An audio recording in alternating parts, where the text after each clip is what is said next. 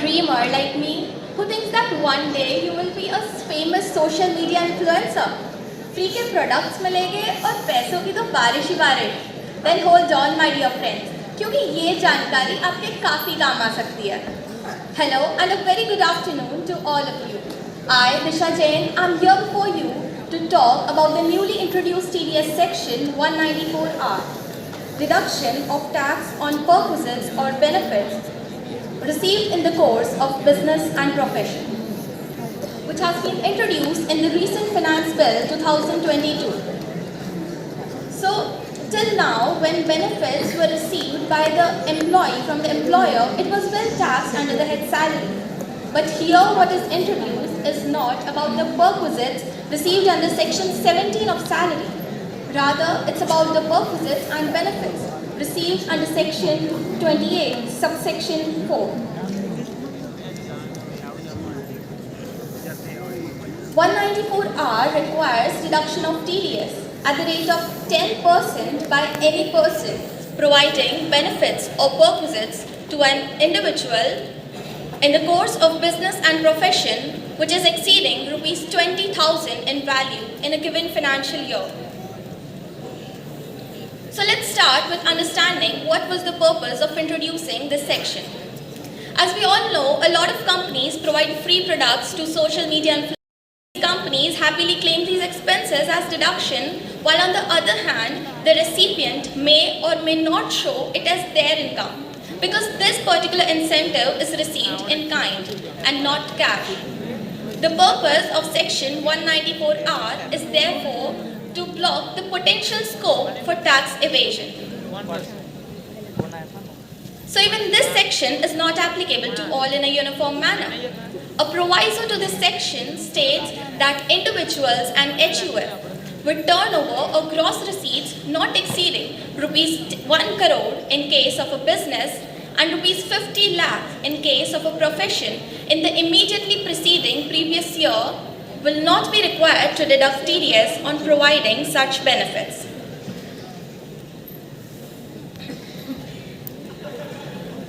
But further, when such benefits or perquisites are in kind or partly in cash and partly in kind, the person providing has to ensure that 10% TDS is paid before releasing the benefits.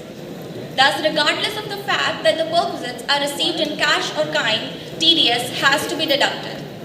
The provider may either deduct the tax from the cash portion of the benefit or has to ensure that the recipient pays it as advance tax, and for which he can rely upon the challan of the advance tax paid and the declaration.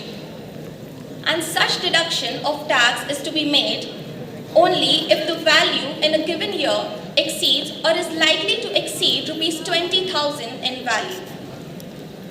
For the purpose of calculation of perquisites or benefits provided in the current year, the value will include perks provided since 1st of April 22.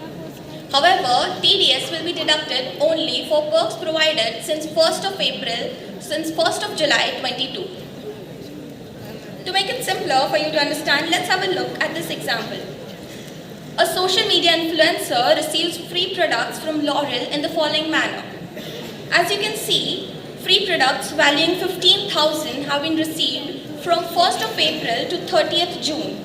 In this case, tax would have not be deducted since this section comes into force from 1st of July 22.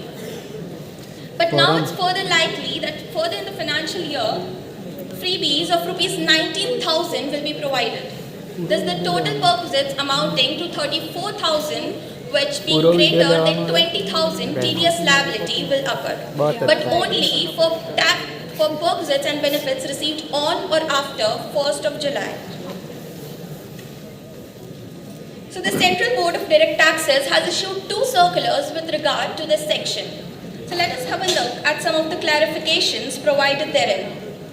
The first question that arises is whether sales discount, cash discount, rebates or free samples will be liable for tax deduction. So logically, a customer will be benefited by all these. But subjecting discounts and rebates for tax deduction, it would put the seller in difficulty. Therefore, CBDT has provided relaxations in the case of sales discount, cash discount, and rebates. But for various other cases like free distribution of samples, free trips and free tickets, or providing free medical samples to medical practitioners, there is no exemption from deduction of such tax. The second question clarified is whether loan settlement waiver by bank is to be treated as a benefit or perquisite. Similar to discounts, deducting taxes on such benefits will then become an extra cut for the bank in addition to the waiver provided. Thus, CBDT has expressly kept such benefits out of the purview of 194R. The third interesting question arises about the free products received by the social media influencers, whether that will be considered as benefit or perquisite. The answer remains simple. If the products are retained by the social media influencers, then yes, it will be a benefit and tax will be deducted at the rate of 10%. But if it is returned just after the promotion, then there won't be any TDS liability. Another question answered by CBDT is that where a service provider claims reimbursement from the recipient of the service, then what will be the tax implication?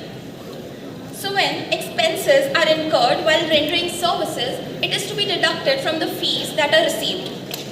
But here, by claiming it as reimbursement, it becomes a benefit for the service provider.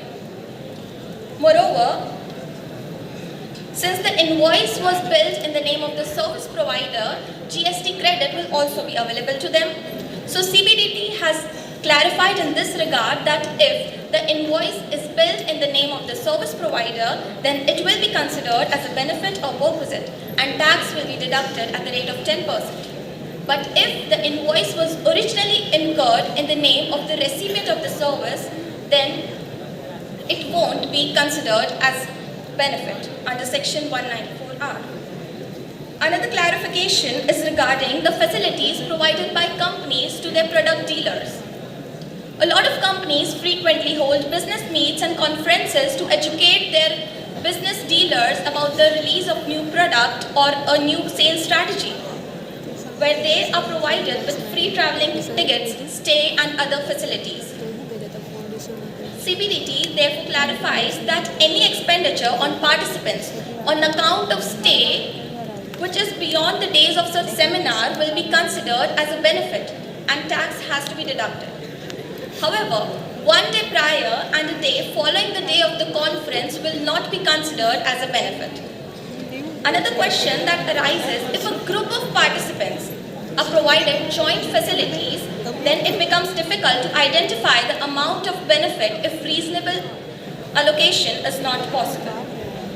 And in such cases, if the person fails to deduct tax, then such failure would result into levy of interest and penalty. Non-compliance of section 194R would cause to trigger section 201 and not only the interest and penalty, but it will also attract disallowance under section 40, subsection 1A. So what now? There has to be an option to this practical difficulty. And yes, there is. The taxpayer can opt not to claim it as allowance, so they will not be liable to deduct TDS and they will also be saved from the penalty under 201. To sum up the whole section, social media influencers and doctors are the foremost to watch out for this new bill. Every coin has two sides. Likewise, this section is also a great way to block the potential for tax evasion. As we come to conclude, there are yet many nuances to this section, which may come upon the future implementation of it. Till then, let's keep learning and thank you for listening.